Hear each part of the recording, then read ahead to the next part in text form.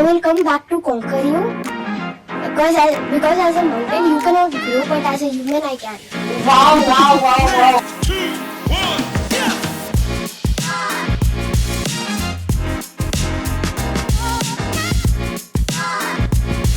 We both cried and we were like, You will have to overcome so many of your internal struggles, challenges, and then be there also. I'm quite ahead and she's like, where are you? Hi everyone, welcome to Tikitoro podcast, where we celebrate kids and teens who follow their curiosity and turn it into something meaningful for them. Today's guest is someone who loves to climb mountains and has been climbing them for almost all her life, at least most of her life. And with her is her mom, her constant companion and her fellow, guide, and who kind of supports her not only through her treks and trails, but even here in the podcast. Welcome, Arishka and her mom, Dimple. Thank you so much for being here. It truly means a lot. Thank you. thank you so much for inviting us over here. It's a Thank you. great honor. Arishka, I need to actually first read this out because it's just. How old are you now? 8. You're 8. Nice. Okay, just turned 9. But still, 8 or 9. It's Nine. almost. It's all still single digits. Yes. Here, 9 years and 9 years. I have to tell you all. She climbed her first fort at age 3. At 6, she trekked to Everest Base Camp. At 7, she became the youngest girl in the world to climb Mount Elbrus. And at 8, she climbed Mount Kilimanjaro. Wow, just reading this, I'm tired. Amazing, Arishka. I'm like, wow, I'm super inspired. I just can't wait to start this conversation with you and your mom. Thank you once again for coming. Thanks a lot. Okay, my first question is to you, Dimple. How did you get a child to climb a fort at 3? Because all the 3-year-olds I know are like, would be like, Mama, carry me. Even my 3-year-old then would have been like, Mama, carry. So how did you get her to do that? So, since the very beginning, she has always been full of energy. She used to even crawl very fast, and we used to look around where, one moment she'd be here, and the other moment she's disappeared. At the age of 3, it wasn't really planned. It was 1st of January, and then we thought, let us do something adventurous on the first day of the new year. Hence, we decided to go for Bongir Fort, and there she was all game for it. Wow. And how long was the climb, and or how many steps? It was a huge rocky mountain. So even looking at it, we were also a bit stressed if she would be able to manage it or not. But it took us about 1.5 to 2 hours to climb it. Oh wow, awesome. Arishka, it is like amazing to hear that. So what was your thought? Do you remember the climbing or not? No, because you were still too young, Yes. so you don't remember. I remember. You remember? Wow. So how did you feel? What made you think like 1.5 hours, 2 hours of climb at that age? I did not feel anything. I just wanted to go up and see how see all the city from the top. Wow. So that must have been exciting to go up and see the whole city. It's like you're on top of the clouds and you're like looking down at the city. How was the view? It was great. I felt like I was on a giant elephant because it was sitting down and it was in a rock, like it was grey like the rocks. I thought like that, but it was a mountain. Wow. I love the way you have put it, that you imagine to be on a giant elephant. I would have never thought of it, but now, thinking about it, what you're saying is so true. The mountain with its that gray color rocks and all that, and if you're sitting at the peak and then looking down, it is like that. Amazing, I love it. One thing again to you, Dimple, is that yes, the first climb was the Bongir Fort, and she did it, and the way she's also explained, the first climb has been the fort, and the way Arishka has explained is, she was also very excited. And so how did you realize that this was something that she could do? Or in fact, first I'll go back to you. So were you trekking, were you hiking even before she was born? Yes, during my college days, and since we stayed in Pune, I've born and brought up in Pune. So Pune is surrounded by many forts of Chhatrapati Shivaji Maharaj. We have a very good trekking opportunities nearby. So during my college days, I used to run marathons and do treks. So adventure has always been a part of growing up journey, and I made sure that the same thing is passed on to the next generation, because even I have seen parents or my cousins, other people of my age, for them it has been a struggle what to do with the kids in the free time. It's always either mobile or TV. Screen time has been a major cause of concern, and I didn't want to go through that with my kids. So now on weekends, my kids look forward to going on some trek rather than visiting malls. That's how their upbringing has been.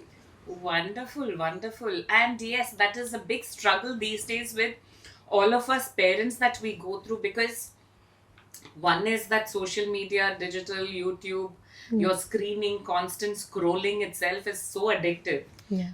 Not only to children, even to us adults also. And on top of that, as kids grow, there is this peer pressure also, like all their friends are playing online games, and even they want to play. So it's important for them, for the kids, to cultivate some habit apart from the screen, away from the screen, so that kind of balances out the screen time. Right. And it also teaches a lot of things, because when you are out there in the open, where you are placing your foot, your mind, body coordination, the mind stays alert, because in the mobile it's just your eye and hand coordination, but here you are, because one wrong foot will lead to your fall. So it's always good. Yeah. So it teaches that mindfulness. Yes. So which actually, as adults, we all work and try to learn and be mindful about everything we do. As you said, when she started off at such a young age, I think mindfulness has become a part of her life, right from the start. So that has been helpful.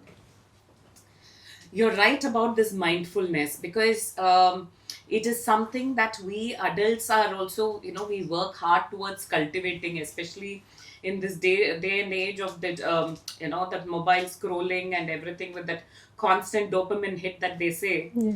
Being mindful is very important, and to cultivate that at such a young age is so important. And you're actually setting her up for success, because being mindful, being, as you said, being aware of each step that you take, because here you cannot let yourself get distracted by anything else. Yes. So that is very, very important. So that is amazing. So another follow-up question to this would be, you have said, like, of course you had the passion, you were hiking, you were trekking, you used to run marathons. However, it's not necessary that our children would follow our footsteps. So how did you identify that she was interested in this in the first place? Yes, certainly. It's not that if whatever the parents do, kids would necessarily be interested in the same. But in our case, we went to the Bongir Fort. There, I saw her climbing really at a good pace. Where adults were struggling, she had no issue with breathing, and she was all happy while climbing. So that was the first sign. Thereafter, when I have two kids, so after my second delivery, I had a lot of postpartum weight, and to get rid of that, I started jogging. And she used to come with me for a jog. It was like after a few days, as I increased my speed or distance, she used to accompany me without any complaints. And after 1 hour of jogging or trail walking, after coming back, when I used to be exhausted, she still had the energy to play with her friends in the society. So that's how slowly we started building her. We realized her energy, and there have been a few more instances, like we once went to Vaishno Devi temple in Jammu, and then we went to Tunganath, which is a high altitude peak in India. So there also she climbed without any complaints, which was about it's 12,000 feet, and she had no breathing issues. So I was amazed, and then we thought, okay, let's now, like, this is getting serious. She has some good stamina. She doesn't have much problem with the altitude. Let us do something about it. Wonderful. It's amazing that you were able to pay attention to what her strengths were, and you were able to kind of focus on it and realize that, okay, these are her strengths at a very early age, and then say, okay, now let me build on it. Yeah. So that way, since it is anyway her strength, it's become something that she enjoys. Yes. So, as I was telling, that you were able to identify her strengths, and then were able to, very early, and said, okay, fine, let me do that. And that's actually worked out so that she's enjoying it. So, how did you even decide on Everest Base Camp at 6? Because 6 is something like, you think like, you're in grade 1, and then you're like very young. Right, at 6 we are usually thinking which school to put in, which Yeah. board it should be. And that's all the thought process going on. But then since we had seen her doing Tunganath, which was just 6 months prior to Everest Base Camp, and somehow on my Instagram there's this ad appeared that the Everest Base Camp trek happening for so many days, and I was like, oh, let's just contact and let's ask how it would be, if such a young person can do it. So out of there wasn't any planning behind it. We just called up the trek operator, and he was like, oh, although 6 we have never taken before, but the last time we took up a girl, she was 9 years old. 6 would be too young, but if you say she has good stamina, she is adaptable to high altitudes, we can give it a try. But the only condition that he mentioned was, you have to have faith in us and listen to us, because we know the mountains. We have been conducting it for tens of years. So if we feel that she is not fit at that altitude, and if we ask you to return, then you have to come back. And we were absolutely okay with it. For us, it was a short. If it happens, well and good. If it doesn't, if we are not able to complete it, but her safety has to be the 100%. primary concern. So we will return it. But throughout the trek, even the organizers were amazed as to how is it that such a young girl is climbing so well. And we might have met like thousands of trekkers from across the globe, and for them she was like an inspiration. They were looking up to her, that a 6-year-old girl is doing it, and then why can't we do it? So it was a very memorable journey. I can imagine, like, just you hearing you talk itself, I'm like, wow, and I'm so proud. So, Ariksha, what did you feel about Everest Base Camp? The whole experience. I was really proud that I could complete it. Fantastic. That is most important, that you being proud of yourself and you being proud of your own achievements. You don't have to, think about other people, what they are saying. As long as you're proud of it, and it's amazing. And of course, achievement is something which is like a big wow. So, and what did you feel like while you were going and doing it? I felt like I'm tired, but then when I felt tired, my mother would give me her hand, and we would talk to each other and keep on going ahead and ahead. thinking that the peak will come after some time. Oh, that is so sweet.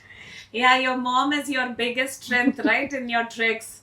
So how does it feel to have mama with you all the time in the trek? It's like I don't need to worry because she is with me. So even if I fall down, she'll take me up. Like she'll give me her hand, and we'll just start walking ahead slowly, one step by one step and another. Oh, that is, I mean, like, I'm tearing up just hearing that. That is so sweet. That is so true.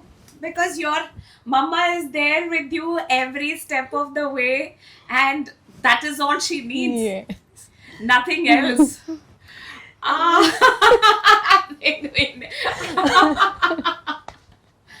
I can feel the emotion, I can feel the love, and I'm tearing up because of that. I can feel that. I can feel. I mean, I'm. I'm just so. I'm at loss for words. I can feel the love. You're proud of your mama. Your mama is proud of you, and you're there together, both of you, every step of the way. Yes. So, girl power. Yes. We'll face it together. Yes. Whatever no comes matter out. what. Yes, yes, amazing. That is wow. So this so the days leading up to the trek, or even the other days, you'll have to, it's not like okay, you have decided on the trek and you can just get up and go. You'll have to prep and do a lot. So what does your regular day looks like? First school, then come home, do homework, eat, go to play, and in the early morning we go wake up. Like our society is big, so we do some society rounds. We climb 100 floors every day. Wow. Wow. So, like, the also building is 14 storied. She would climb it 6, 7 times just to get that strength in her legs. Huh. So, So this that's you practice. do every, I mean, like even before the trek, or it's a regular practice that you do multiple times a week? Regular practice, I would say we do it 2, 3 times up and down. Still, that would be about 50 floors. Yes. And prior to the trek, we make sure that we climb hundreds of floors. Wow. Apart from that, she does jogging, she does cycling and swimming all by herself with her friends and in the society. But there's a regular, at least some physical exercise has to be there on a daily basis. So just to keep her active. Yes, because that is very important, right? Consistency. Because many people, when we, not only kids, it's, I would say even adults, when we see someone achieve something or do something, the assumption is like, oh, they have natural inborn talent, or they have, it is luck, or this one. But people have to understand that there are like hours and days of work, months of work that goes in to achieve that final, whatever that might be. Absolutely, a lot of hard work and training goes behind achieving anything. Even just to climb a normal mountain on a weekend, you have to prepare previously. You have to do your stretching, you have to have that mindset. So a lot of hard work goes behind it. So what are your thoughts on that, Arishka? Like Doing this workout every day, so it's just become part of your life, is it? yes, I like to do it every day now. Swimming in summer, cycling every day, making society rounds, climbing steps and everything. It's like this will help me do my next trek. Whatever I'll do, it's like I can do it.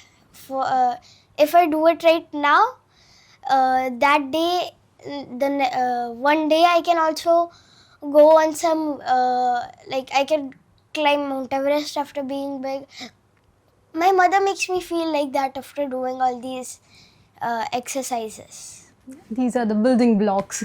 100%. And what you're saying is so true, because when you do it every day, it kind of helps build that confidence. and you feel strong, you feel powerful, you feel, energetic. And not only, I think this is important not only for your climbs but in your day to day life itself. As you grow, you're building on that strength, and the muscles and even the bone density, everything improves Yes. as kids do this. So it's amazing, as your mom says, it is you're setting up a very strong foundation for your future. Not only in climbing, I think even as adults, when we Yes, grow yes. and go up, that it is It very also builds important. resilience. Yes. It teaches, and so it helps in many ways. Mental strength. And Yes, you're right. Mental strength, resilience, that grit to say, okay, I'm tired, but still I'll get going. Because the more and more we achieve, do something that is difficult for us and we achieve it, it actually builds on our self confidence. so So you start feeling like, oh, if I do this, I can do anything else, right? So whatever you set your mind to, you'll get to that. Yes. So what about how old is your second? he's 4 years old now, and even he wants to go to Everest Base Camp. He's like, you take my Didi everywhere. When will you take me? And I'm like, you're too young right now. I will take you. But even he enjoys trekking. So for a weekly treks in and around Pune, he also accompanies and he climbs by himself. Oh, lovely, lovely. And what about your dad? How does he help? He's tired all the way. Like after going up, he's like, "No, I'll take a break here. You go ahead. I'll come slowly, slowly." As So in the three of you trekking, there should be at least one person something who will feel like us, who will feel like me, I guess.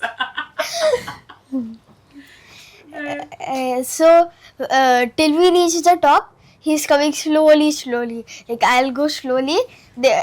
Until that, if I reach at the top, and still there's time for my mother and everyone to come.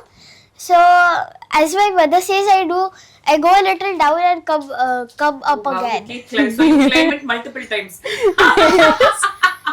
She's ahead of us now. Yeah. She's the group leader. So she'll go up, then no, you've not come, let me come down, then go up, come down. Wow. Yes. What about your papa? How does he also enjoys your treks and climbs, or is he like the rest of us? He's like you, I guess, because he's like Correct only. I agree with her. Okay. Yeah, tell. because while climbing up, he is like, "You go ahead. I'm tired. I'll wait at the shop. I guess I'll take some curry or something from here. I'll eat it and then I'll come up slowly, slowly." So like when I go up, they are quite behind me. So I say that I'll like, as my mother says, I go down a little and then come up. So you keep going up and down. Yes. Where we'll all struggle to climb Climb up once. once. You go up and down. Yeah. Yeah. So, Like he's like, I have eaten something, and my mother has brought me a walkie-talkie because I'm quite ahead, and she's like, "Where are you? Where are you?" And then she starts. She just like talks with me on the walkie-talkie that are you at the top or where are you? Till that, and she says that she is always shocked because whenever she talks to me on the walkie-talkie, she's like, "Huh? How did you reach the top? I'm still coming halfway through." And I will be going down and then coming up like that. oh wow. Just thinking about, I can completely empathize with your father. I can, I think we'll all be like that. I don't even think I would have come halfway through. Be like, yes, go, I'm talking to you on walkie-talkie. And I looks like soon you'll have two walkie-talkies with both your children running up ahead of you. Yes, certainly it And looks then like. you'll be coming down. Amazing. So, Just going, you were also telling me about your school. So how supportive is the school? I mean, in the sense, how are you able to manage your school? Because with the treks and all that, it's like many days you'll be off school, right? And I think the treks also, it's not aligned with the school holidays. It happens when it is happening, Yes. according to the weather and all Right. that. So how does it work? How is the school supportive, or how do you manage with the school work? So on a regular basis, the school is not school. Normal life is the preference. Basic exercise in the morning, and then school, homework, and her playtime. Because trekking is a part of her life, and not her entire Yes. thing. Life doesn't revolve around it. So most of the times we do one-day treks on the weekends. And when we are going for any big expedition, that time certainly even the school is very supportive. We beforehand, since the treks are planned, so beforehand we talk to the principal, the teachers, and they are more than accommodative. They do support us. They tell us that okay, whatever her studies would be missed, we will make sure that after coming back, maybe 1 hour extra every day or on weekends, we will help her cope with it. So that way it's very supportive. Oh, wonderful, wonderful. And would you have to like teach her something on the way when you're trekking or something? So on the way like the nature Like from- teaches us a lot of Ah. things, not from the school books, but there are so many meeting different people, seeing different culture and terrain, mountains, trees. It's a live teaching that's going on. Yeah, the schoolwork can always. I mean, this will be even more than what the school teaches. Yes. Right? Because the culture, people. So, what is your favorite in all that? In your climbing, trekking, what do you love? Playing with the snow and throwing snowballs on my mother. Yes, but then you also the forests and meeting different people and learning languages. Like when we went to Kilimanjaro, we learned a bit of Swahili because the porters and the guides used to talk in Swahili. You can maybe say a few words. Like they used to say Tunde, tunde. yeah, tunde to like Walk go slowly, go slowly, go slowly. Keep Watch- walking. Oh, So keep like walking is yeah. tunde, tunde. Tunde, yes. Ah. And then jumbo, mambo. What's that? go slowly, one step by one, like that. They used to encourage us. But then what is mambo? What is jumbo? It's a greeting. Hi. Oh, nice. What is it? What is jambo? What is mambo? Mambo means hi, Jambo means bye. Oh, okay. So mambo. Mambo. Lovely, lovely. Climbing would not always be easy, right? There would be a lot of challenges and all that coming up. So, what is the hardest you have faced in your climb so far? What was the biggest challenge you feel? On Mount Kilimanjaro, on Mount Elbrus, at the top, there was like the climate wasn't good, so we had to return. We had to come back on the first try.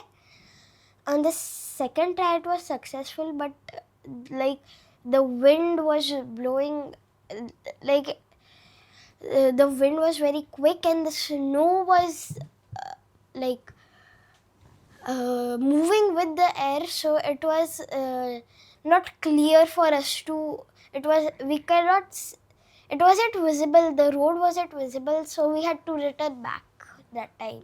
Oh, wow. And how did you feel about that? Your first climb to Elbrus and then you couldn't finish complete? I felt sad, but then I remembered a line by Sir Edmund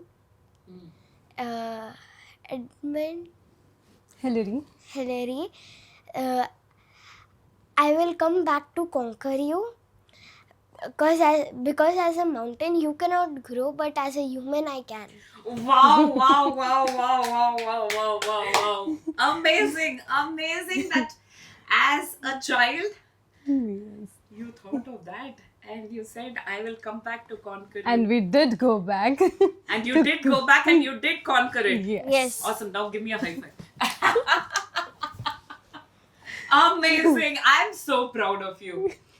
I am so proud, and to have that attitude that I will come and conquer you. And Because yes, Edmund Hillary had told that, but to actually put it in practice, Yes.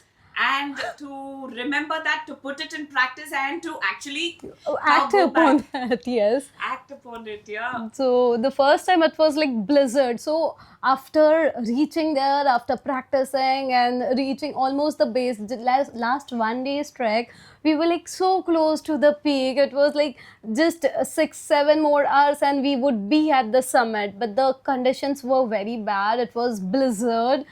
Visibility was very low, and then the guides there, they said is that no, it is not safe for you to Yes. go now. And that is when we had to listen to them, because nothing comes before safety. Before safety, yes. So we returned and we came back to the base camp, our hut. So there we stayed. We both cried and we were like, "Oh," because we can see we had seen the peak for so many days. We are training for it. We can reach there. We are so close, but we couldn't complete it, and it was okay.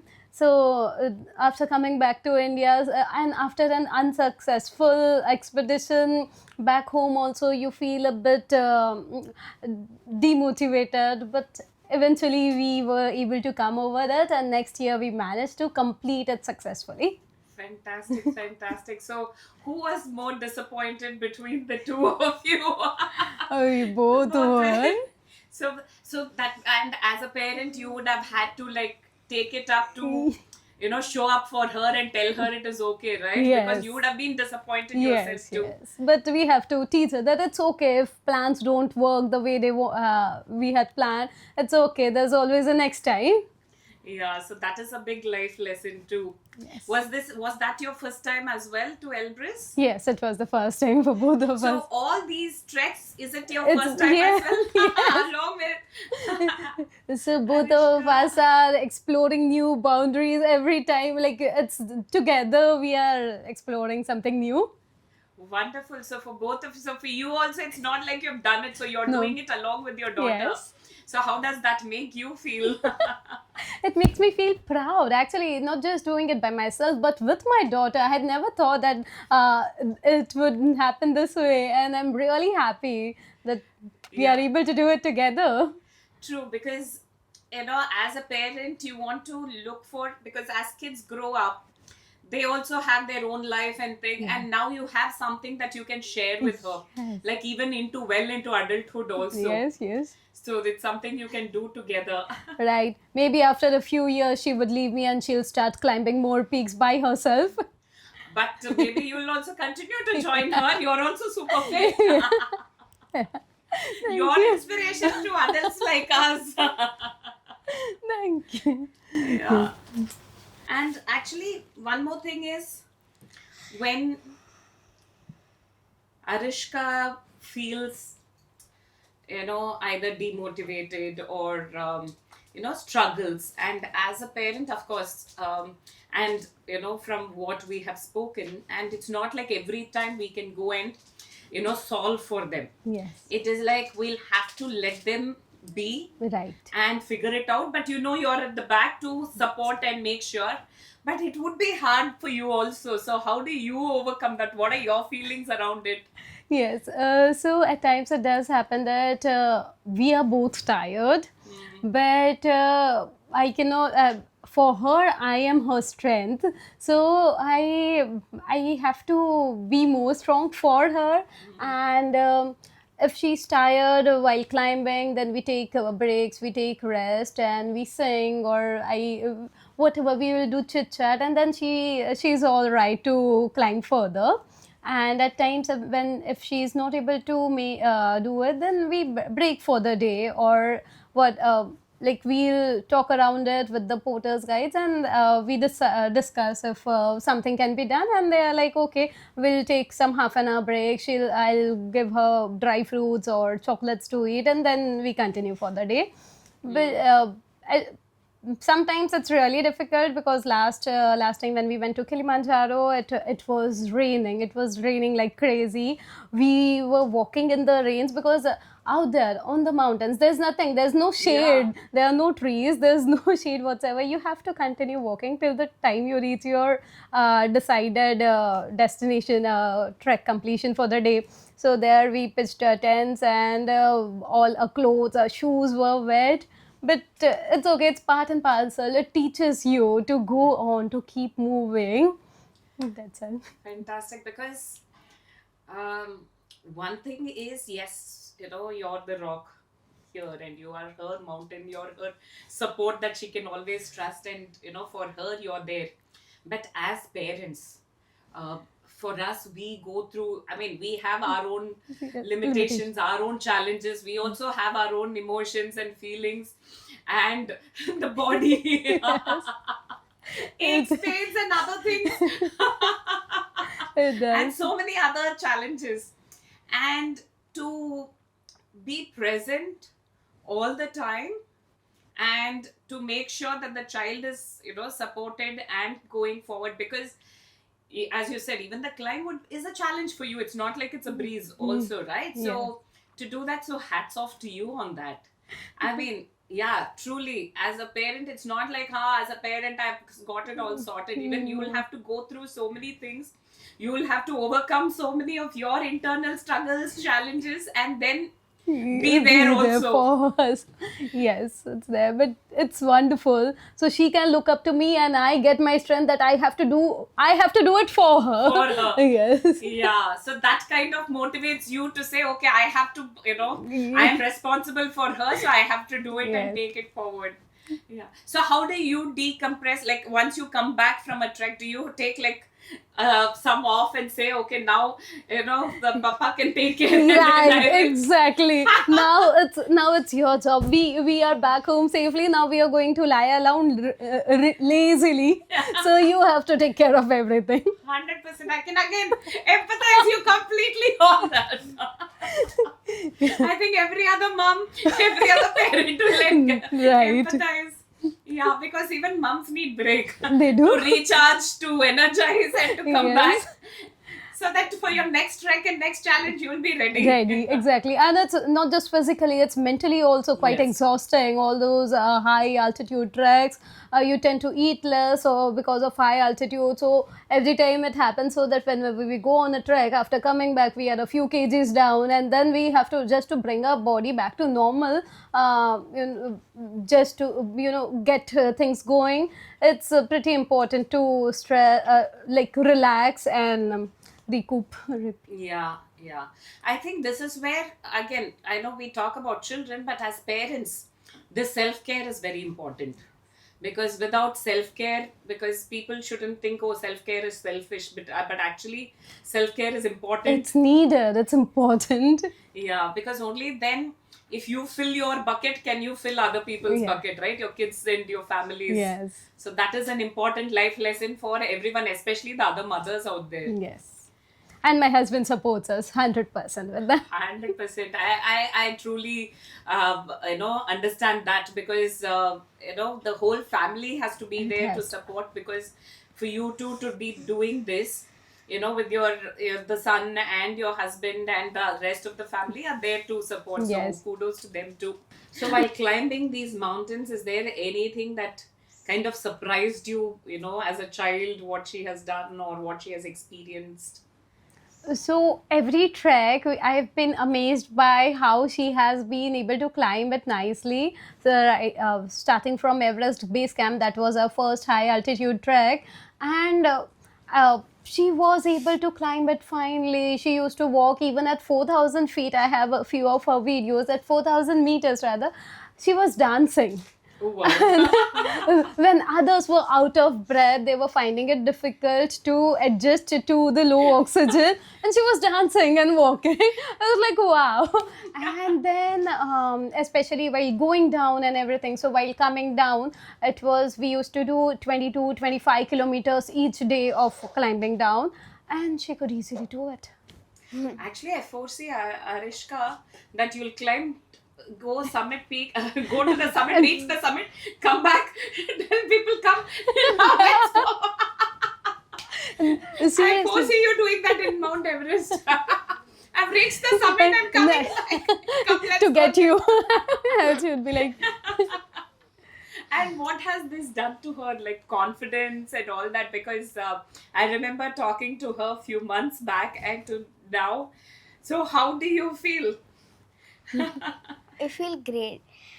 I also feel proud of myself that now I was very shy that time, but now after speaking to many people, I can uh, talk a little neatly.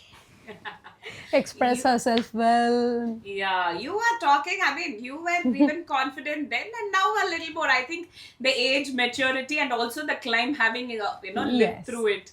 Yes, yes. It has definitely given a boost to her confidence, and mentally she is very stronger now. She doesn't give up, be it the physical activity, mountains, or even studies, or any other. If she is in the middle of some situation, she'll find a way out by herself. So she's cycling with her friends. She's teaching cycling to other friends who cannot cycle by themselves, and her friends also look up to her. So that has definitely molded and shaped up her entire personality.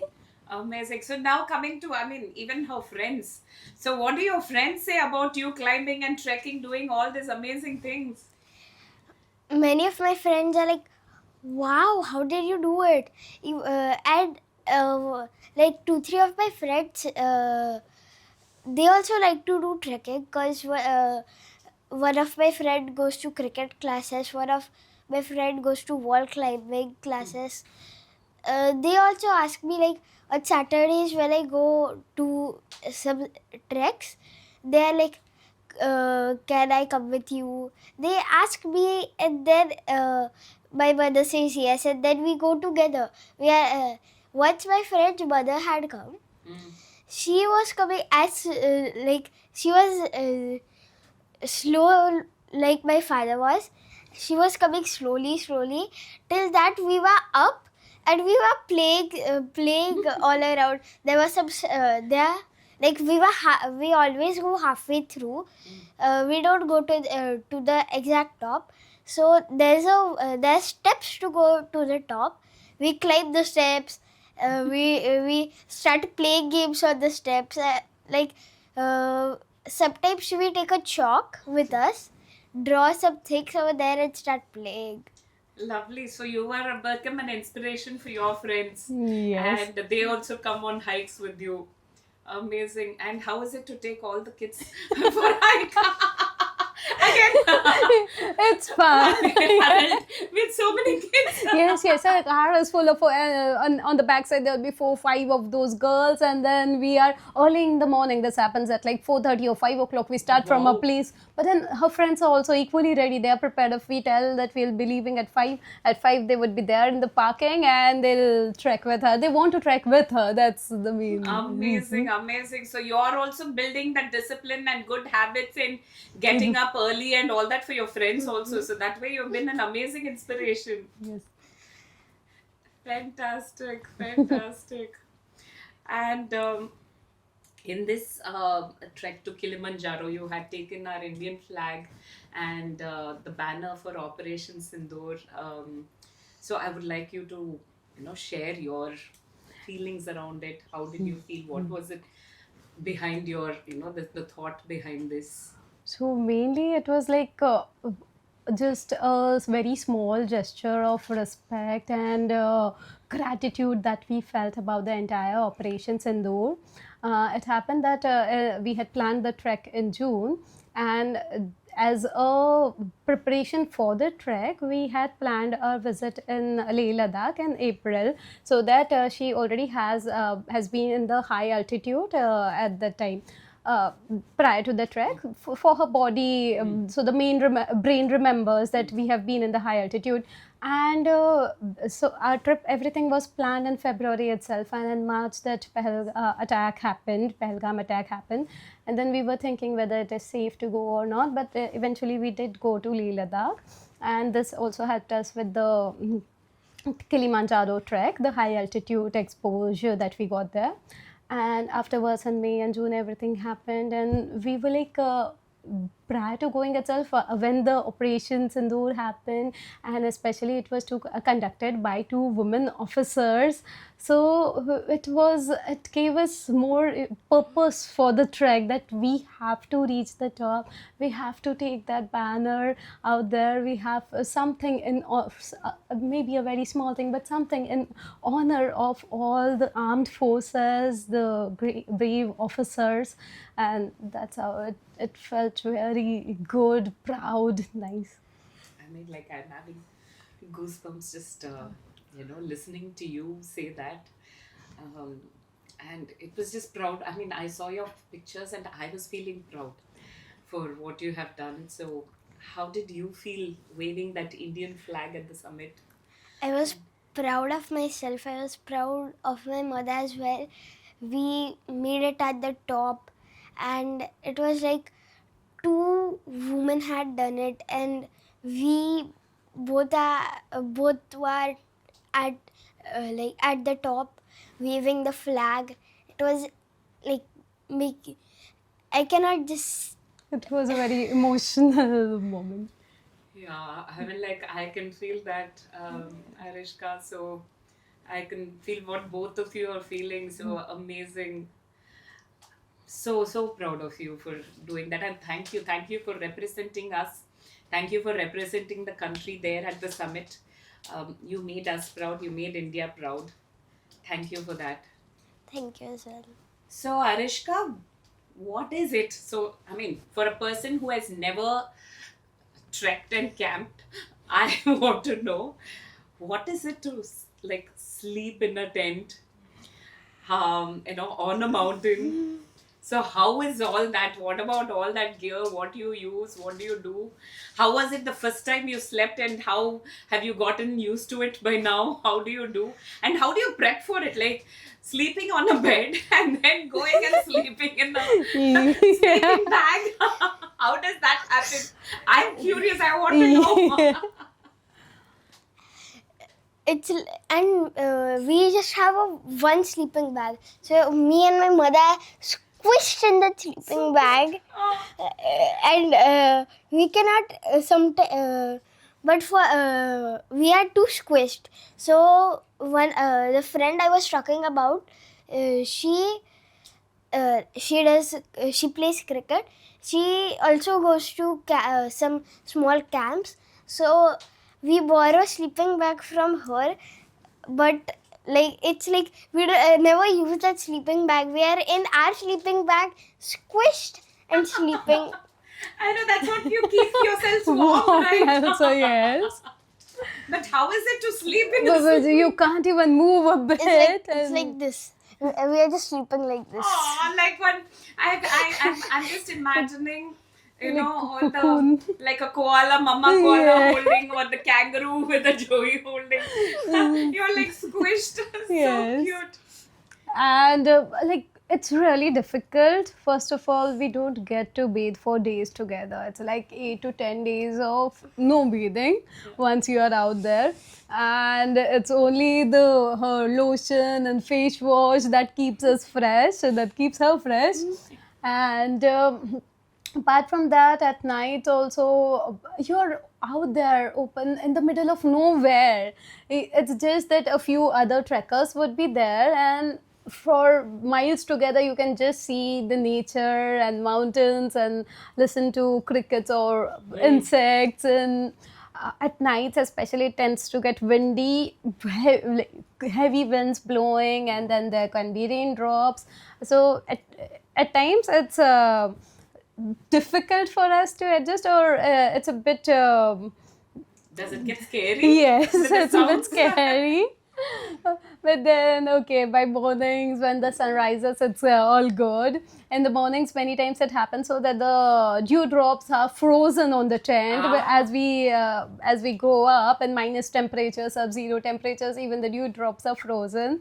So, but it's it's nice. It's at times she does ask me, and even I wonder, like, why do we spend so much money and come here live like this, whereas the same money can be spent on a amazingly nice luxurious vacation. But this is what makes the difference. It teaches us so many things. A vacation everyone can take, anyone can take, but this is what makes the difference. The experience of this is very, very different Yes. from other other vacations, I would say, or other experiences. Each experience is different, and this one is different, and this is something that you're passionate about, and living your passion is something important. And so, have you ever felt scared, or have there been any different noises that you heard that made you wonder, like, oh my god, did you go into your mama even more and say, okay, that noise is scary? It happened once. I was about to sleep, and the leaves started to like rub each other. I was like, and it made a different kind, some weird sound. I was scared because it was night. We were about to sleep. I was really scared in the sleeping bag because my mother was in the sleeping bag. I went in the sleeping bag in middle of nowhere, and I just closed my eyes and I was acting I was sleeping. It's good that you and your mama share the same sleeping bag. And at times I would also mention that in Mount Elbrus, so there was this hut in which we were staying, and then the washroom was some 100 meters apart. So at night, especially, it used to snow a lot. It was there was no, the ground was snow filled, and at night even it would snow even more. And if in the middle of the night, if we want to go for washroom at 100 meters and you have to wear your torch and everything, then only you can go. There's no light. And there was a fox roaming around. Yes, so once the fox had even stolen our food from where it was stored. That's for you. Seeing a fox steal your food. So that was scary. Our guides had kept the, so I don't know, it was something to eat. There was like no electricity, so we could not, there was no fridge or anything to make it cold. So they kept it on the snow so that it will be a little cold. The fox was roaming, it took it and went. Oh my god, as long as it was a fox and not a bear. Yeah. It was a fox. So But it was a baby one. Aww, that is cute. But still, It now was a that fox. second question, toilets. How do you manage in the middle of the night? Would you wear like a diaper?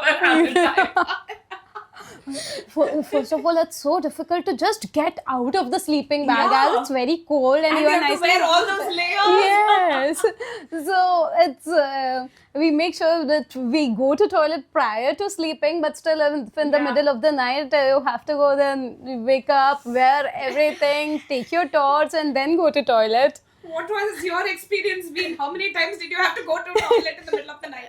I did not go in the middle of the night because I used to go, even if I don't want to go, I used to go to the toilet before sleeping. At least 2 times I had to go. Because that is something which actually It's yes. gives me a lot of stress. Thinking about going to toilet in the middle of nowhere in the makeshift toilet. Yes. And that too in the cold. In the cold, getting out is a big task. You have to mentally be ready. You have to prepare yourself. Okay, now you have to step out in the cold. Oh my god. Is diaper not an option? No, this is a serious question I'm asking. No, till now we have not had a need for diaper, but maybe I don't know. In the middle of the night when you're saying all that, it's getting dark. So, what is the one thing you always want inside your tent? My puzzle book and my pen. Ah, so you do that every single time? Yes. Oh, lovely, lovely. So that helps you. How does that help you? Like I am always ahead, Mama. Mm-hmm. She is coming slowly. So if I'm bored, I just have it with me everywhere I go. I just take the pen out, the book out, and start doing it, like solving the puzzles in it. And it Lovely. helps get her mind away from the stressful day, and it's Correct. good. And that's very good. And it's simple, right? It's just like it's a book and a pen. Yes. Instead of anything bulky, so you can always carry it with you. So it's always there in your backpack. Yes. To Dimple, so what all do you have to pack? Actually, to both of you for a trek. And what do you say? Okay, this is essential. Let me keep it, or this is thing, because for me it will be like, okay, let me pack everything. But obviously you can't carry. So what are the essentials that you pack? Yes. Only the essentials we pack. It's What? fat clothes, woolen clothes, which will keep us warm. Mm-hmm. We take gloves, torch, the head torch, many pair of socks, because it's like one socks on that the other. Like that, we have to wear at least 5 layers of socks. Oh wow! 5 layers of socks. So then your shoe has to be of a bigger size. Yes. The shoe is 2 size big. Oh wow! Especially to keep her feet warm, she has Yeah. to be layered more. Yeah. And yes, but 2-3 layers of socks are always there, and woolens and thermals, woolens, multiple layers of clothes, jackets, buff. Yeah. And then Gloves and everything. Like I have to at least wear a thin glove, on that another, and then the fat ones that they give us. Like it's Mittens. this one. oh wow! Yeah. So this was for Mount Elbrus, where the temperatures were -30. Oh, So wow. keeping your body warm was quite essential over there, because we had to do the entire trek in snow. So even when you place a foot, this much of your foot is inside the snow, and then you have to take that foot and place it next. It Oh was my a God. lot tough. Was that then tougher than going to the base camp or Kilimanjaro because of the snow? Because of the snow, yes, I would say, and extreme weather conditions. Oh wow! Even the second time around, was it that It, thing? it was a little less, but still, But still, snow, it is a yes, lot yes. more than. Oh wow, that is something. So how is it? Because then, I mean, when you're saying it is coming here, then for her it would have been till the knee or like upper thigh. So how is it to Yes. climb through all that weight through the snow? I don't keep my leg too in. I just keep it quickly so that it doesn't go too in. I keep it quick, and So that's that means how. you have to climb faster. Yes, but Understand. you can't even climb Yeah. a lot fast, as you'd get out of breath. So, but she would manage. I think whatever the weight would have been, like your body weight plus the weight of your clothes itself, Yes, with the yes. number of layers you're saying. And even the shoes, there were heavy shoes on top of it. Crampons of it, the crampons are the nails, so that the It snow. holds up, yeah, the Yes. snow. Okay, wow. So how is it to actually carry all this weight and walk around? If I would say, first of all, my weight would be at least more than 30 with all that layers on me, and it's like, this is too much weight. I need to go slowly, because it's like one step, oh my god, this weight is coming too much, let me go slowly. Like that, our speed starts getting like we go more slow than we usually go. Like we walk on normal ground. If we walk, we are walking Fast. a little, yeah, like we walk fast, and while going in that weight, it's like Oh my God, I can imagine, because with the amount of layers and wearing those Yes, bigger at shoes least and like all that, what you're 5 to 6 saying, kgs is the weight of that entire 5 to 6 kg is like what? on So her. much Yeah. percentage. It's So a huge percentage of it her body is. weight itself that she's carrying. Oh Right, my but God, at any point did you feel like, oh my God, that's it, I'm done, I'm not carrying this weight, let me go into do the treks where I don't have to wear so I many feel things. like that, but then it's like, no, I have to do the trek. Yeah. I have to complete it. You have to That's the complete. grit So and what determination. keeps you, what why do you, how do you keep saying that to yourself, that I'm going to complete this trek? Because it's like, to me, it's like, I, my mother has wasted so much money for me doing Invested. it. Huh. And now it's like I'm going back and I'm just wasting her money.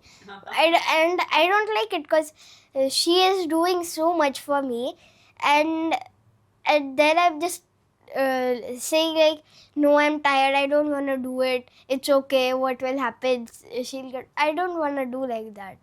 That's so And also sweet back and so home, responsible. everyone would be so proud if she completes it. Father, brother, everyone looking up to her. They all praying back home. And you yourself, the most thing that you are proud that you have completed, right? Because if you give up, then you're like, oh, I gave up. But when you've gone through that and finished, then Exactly. nothing like it. That Like, feeling of yeah. achievement. Yeah, that is something, because you grow in your own eyes. When you grow in your own eyes, nothing like it, like Yes. no amount of external accolades and appreciation would make up for when you grow in your own eyes and when you look up to yourself, right? Amazing, amazing. So what is the one thing that parents should never forget to pack while trekking with the child? Well, the essentials, so layers and what the child would eat, because if there are at times when the local food is not so good, or the child doesn't like it, then what is it that the child would eat which would be healthy as well. So for her, I pack oats, laddus, or chocolates, what I know for sure that she will eat and which will give her strength. Strength, yeah. Okay, Arishka, I need your help. As I told, of course, I do my workouts regularly, and I was just telling you, right? I'm also prepping for this dive that I'm going for the certification and all that. So, I have to do a lot of, cardio. I have to do strength training and all that. And even in my office, just to keep adding to the steps, I have this walking pad. But the thing is that my problem is I get tired. So I want Arishka's trek tips. So you have to tell us. So this is like a game. You give us tips, or rather, actually, give me tips so that I can work on myself. And maybe, and so many others who are listening to you, they will also be like, okay, these are Arishka's trek tips, and we will follow this. Okay. So one tip for walking without getting tired.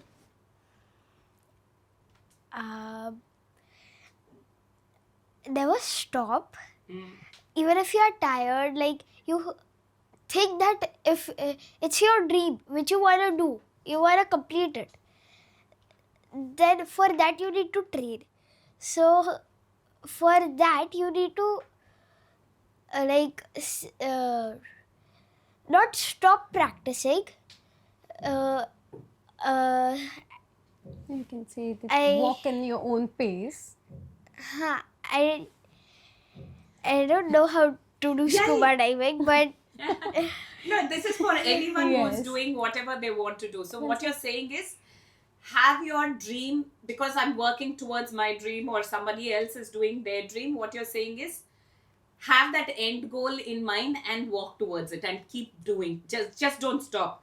Yeah. Maybe what you're saying is, if I want, I can slow down but not stop, not give up fully. Walk at your own comfortable pace. Yeah, super.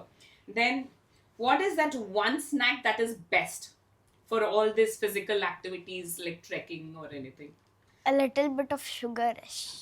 Ooh, yum. I love chocolates. What is your favorite snack? I also like chocolates a little bit. So the sugar gives that energy, right? The sugar rush. Yeah, so that keeps the energy going to go. That is true. When we do like exert ourselves and do so much of physical activities, this is something I'm telling for all kids. This what Arishka is saying is when you're doing like physical activities, like when you're doing your sport, when you're doing your treks, when you're doing your swim, whatever you're doing physically that is exhausting. Yes, that time sugar helps. Not other Not times. Yes. You have to burn yourself so much, then it's good for you. Yeah, it is But the at the- fuel for immediate fuel to keep going. Yes. Yeah. What is that one thing your mama never forgets to pack? Some snacks. Snacks. Yeah. One thing you wish your mama would not pack because it's heavy. Or something that you don't want in the trip but she packs anyway. Anything like that? The fat jackets. But those are required. I can't help it. So as you said, 5 kilos on your body weight, it would be like too much. Oh my god, I can feel it. It's like for us to wear like some 20 kilos or something. Yeah. What is that one funny thing that always happens on the treks? On your on your adventures, something that is funny, or you feel like, this is going to happen every time. Throwing snowballs on Mama. That you know for sure it's going to happen. Lovely. Any tips on making the right kind of snowball? Because I don't have too much experience in snow. I've gone like once or twice, but I want to know. So the next time I plan something, I'll know I can make a nice strong snowball. Like even I make some different shapes of the snow, but I just take some snow, gather it all together and throw it. Nice. So you pack it tight and throw it. And it hurts. And it hurts, I know. Mama was at the top. We just like near the top we had a small break, and it was all like everything was covered with snow over there. So she was just eating a banana till I took so much of snow and just thrown it on her back. She was like, "Who was that?" Did the banana fall off? Aww.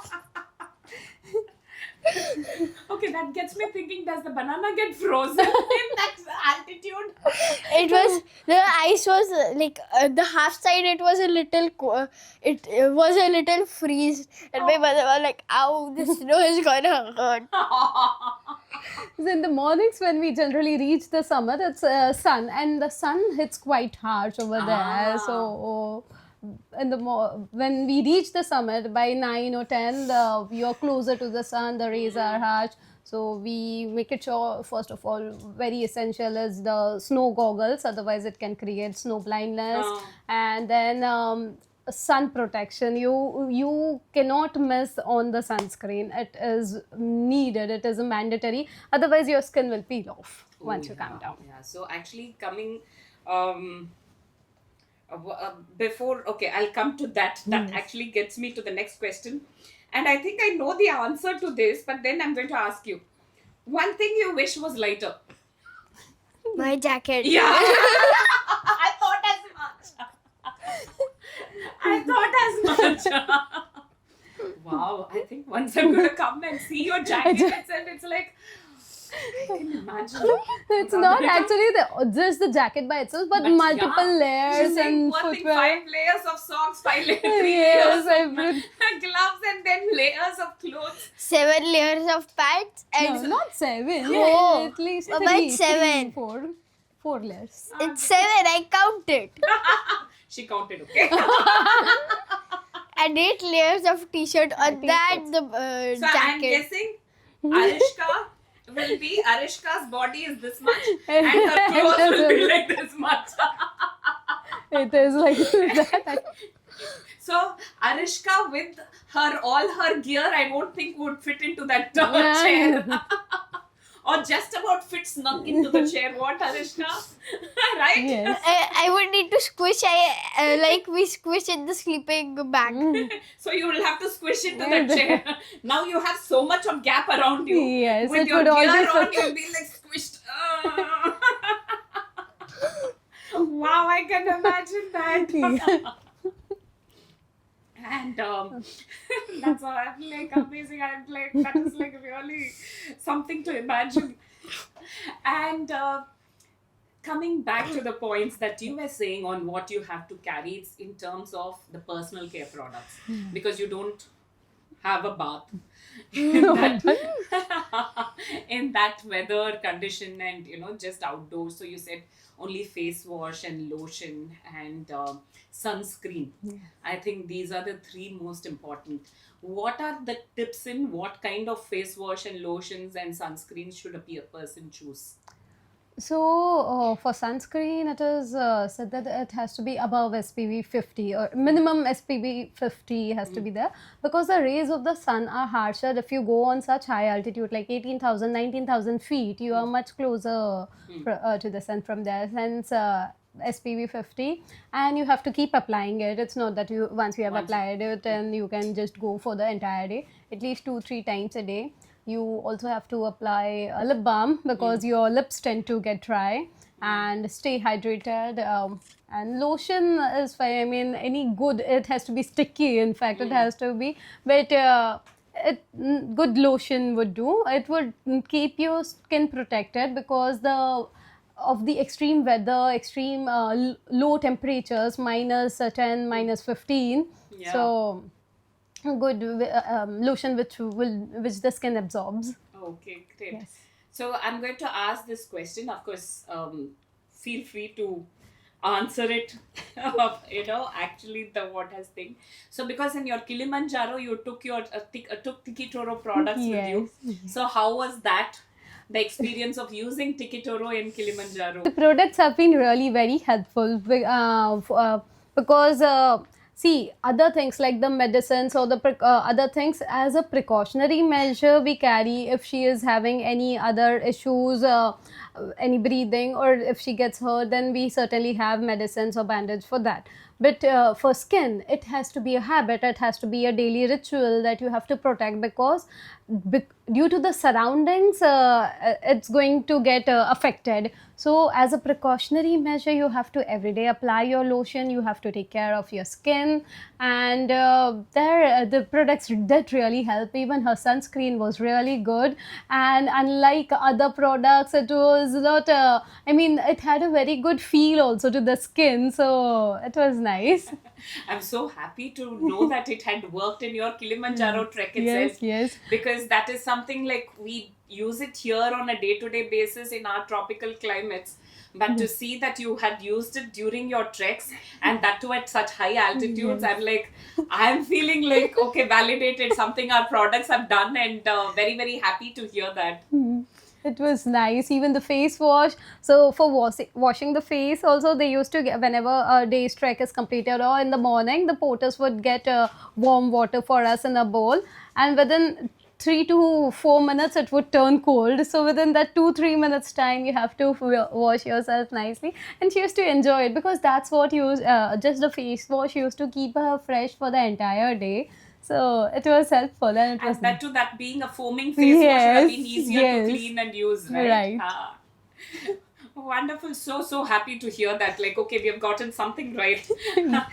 Everything was perfect. You've got everything right. The products were wonderful, and they helped. So I'm very happy to hear that, because that is something, for us to understand that, for us, the products have to work. It has to be, one is safety is something that we focus on. At the same time, the efficacy, that the product is actually effective and working, and to know that it helped you during your trek.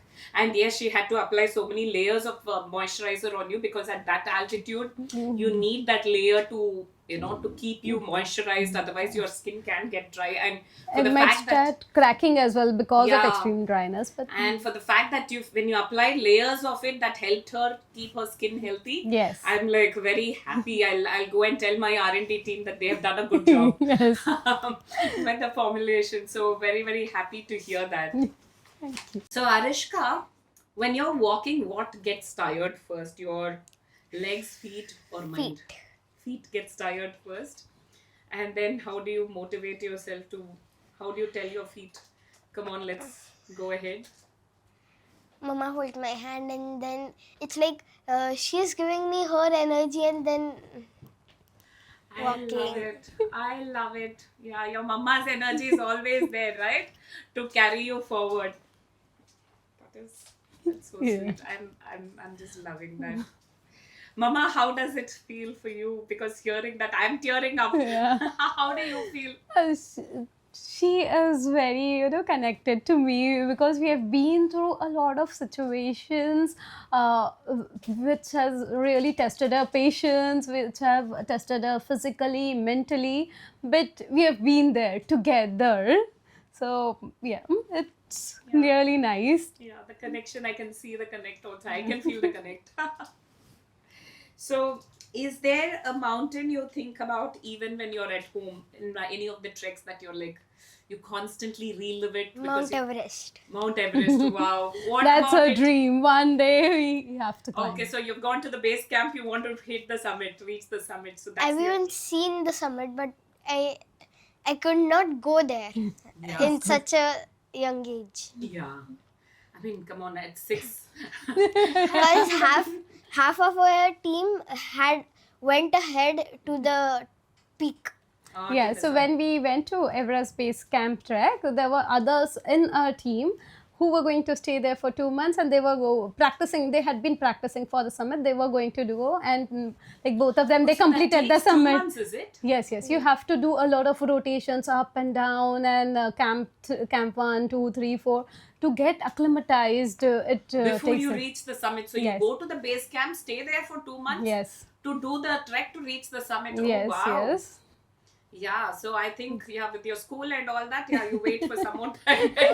Yes, yes, they are not even allowed. Maybe a minimum age is, I think, 16 years. 16 years, Yes. okay, you have another 8 years to go. 7, 8 years to get there. So Yes. amazing. So that is the one thing that you're waiting. I'm actually going to come and we're going to talk after you finish once you reach the Everest summit, okay? Yes. Okay. Okay? We'll do that. Promise? Okay. Done. I'm excited for you. I'm rooting for you. I'm going to look forward to you reaching the summit. So you come and let us know. Definitely. If you could choose your next trek right now, what is it going to be? Or have you planned your next trek now that you've finished Kilimanjaro? We haven't planned, but I wanna go to a more higher snow-capped peak. Oh, nice. What are the other peaks that you are thinking of? Maybe if not immediately, maybe in the near future? So there are a few in India as well, good ones. I mean, taller. Right now we have been till 19,000 feet. So now the next one might be even more than 19,000. There is in Himachal region there is, or else Leh Ladakh there are peaks which are good tall, Kangyatse and others. So we might this time focus here because there are other international peaks, but for that in some of the peaks there is this age criteria is there.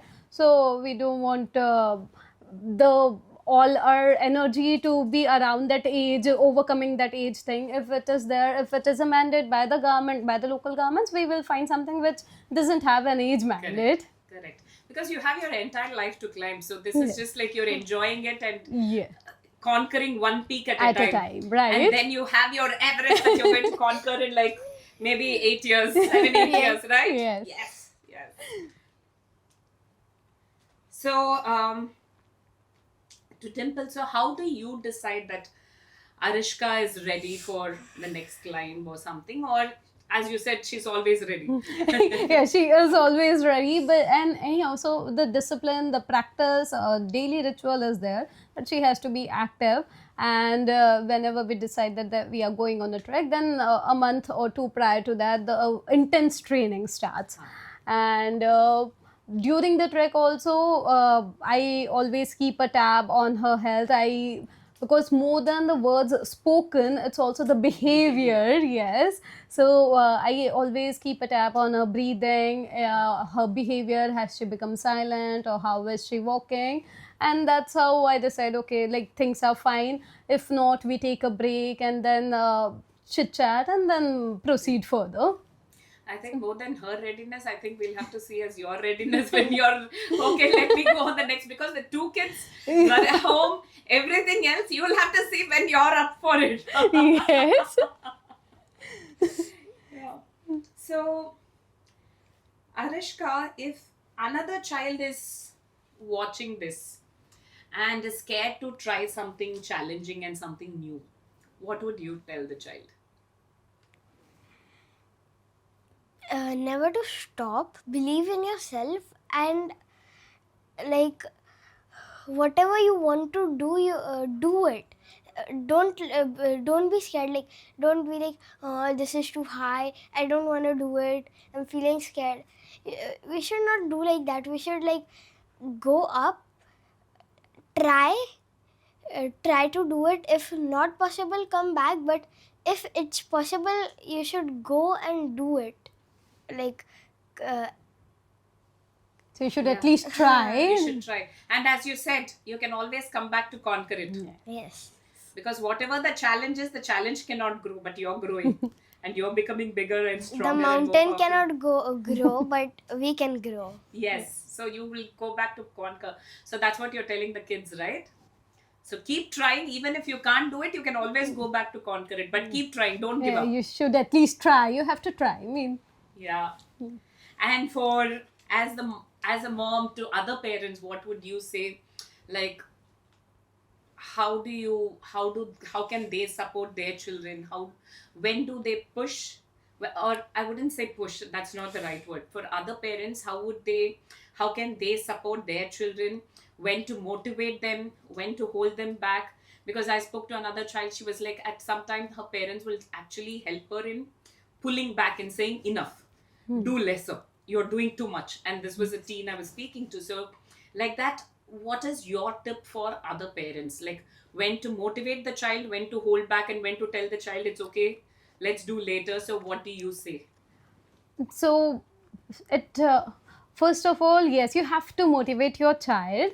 You sometimes I've seen that parents are overprotective. You have to let them be. Mainly, you just let them be. They will know. They will understand. It's their body. They will understand. And again, if they are exhausting themselves or if they are overburning, that time, yes, you have to take one step back. You have to anchor. You are the anchor. You have to decide, like, or guide the kids if they are overdoing, underdoing.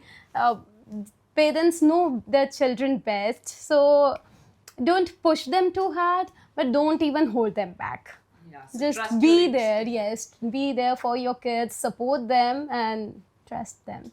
So Arishka, Mhm. your journey shows that when children are trusted and encouraged, they can achieve whatever they set their mind to.